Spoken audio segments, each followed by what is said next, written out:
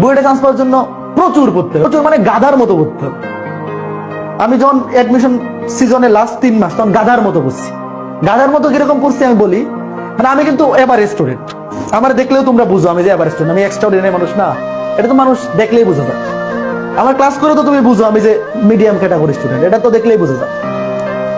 তো আমি অ্যাডমিশন টাইমে মানে ধরো এসএসসি লাইফে কিরকম হইতো, এসএসসি লাইফে হচ্ছে বাপ সামনে বসে আছে, মা দেখতেছে, আমিও পড়তেছি, বাপ চলে গেছে, আমি পড়া শেষ। আর এইচএসসি অ্যাডমিশন টাইমে 3 মাস, লাস্টের 2 মাস এরকম হয়েছে যে আমার বাবা বলতেছে আর পড়া লাগবে না, আজকে পড়া লাগবে না, ঘুমাই যাও। তো যেই দিন থেকে তোমার এরকম হবে যে তোমার পড়াশোনা দেখা তোমার বাবা মা টেনশন করতেছে যে এমনি পড়লে তো আধা পাগল হয়ে যাবে, এমনি যদি এইভাবে পড়তে থাকে তাহলে তো আধা পাগল হয়ে যাবে, যখন তোমার বাবা মা এসে বলবে আজকে আর পড়া লাগবে না, ঘুমাবে, তখন তুমি বুঝবা যে তোমার বুয়েটে চান্স পাওয়ার মতো, তোমার বুয়েটে চান্স পাওয়ার মতো একটা প্রিপারেশন হয়েছে।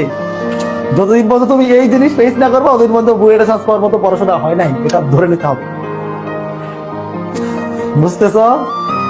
তুমি বুয়েটে পড়বা, বুয়েটের নাম ট্যাগ লাগাই দিবা, এই যে কই এনে তো লেখা, এই যে বুয়েটের ট্যাগ লাইন লাগাই দিবা, এটা তো সহজে আসবে না। তুমি বুয়েটে চান্স পাইলে আরেকজনের স্বপ্নকে নষ্ট করে তুমি চান্স পাবা। বুয়েটে চান্স পাওয়ার স্বপ্ন সারা বাংলাদেশে মিনিমাম 10,000 স্টুডেন্ট দেখে, মিনিমাম 10,000 স্টুডেন্ট দেখে, চান্স পাবে 1200।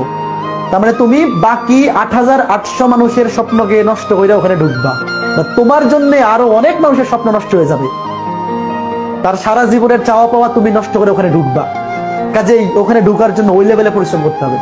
সৃষ্টিকর্তা যদি দেখে তুমি ওই লেভেলের পরিশ্রম করতেছো তাইলেই তোমার ওখানে ঢুকাবে, নাহলে তোমার ঢুকাবে না। আন্দাজি না পইরা সারাদিন ঘোরাঘুরি করে কেউ বুয়েটে চান্স পায় না। যে বুয়েটে ফার্স্ট হয় সেও যদি গড গিফটেড ট্যালেন্ট হয় তাও সে ওই লেভেলে পরিশ্রম করে চান্স পায়। কাজেই তুমি 8,800 মানুষের স্বপ্নকে নষ্ট করে যে সিটটা তুমি পাবা, অবশ্যই তুমি যদি ওই লেভেলের পরিশ্রমী না হও, সৃষ্টিকর্তাও চাইবে না যে একটা অপরিশ্রমী মানুষ এখানে ঢুকে যাক, তাই না?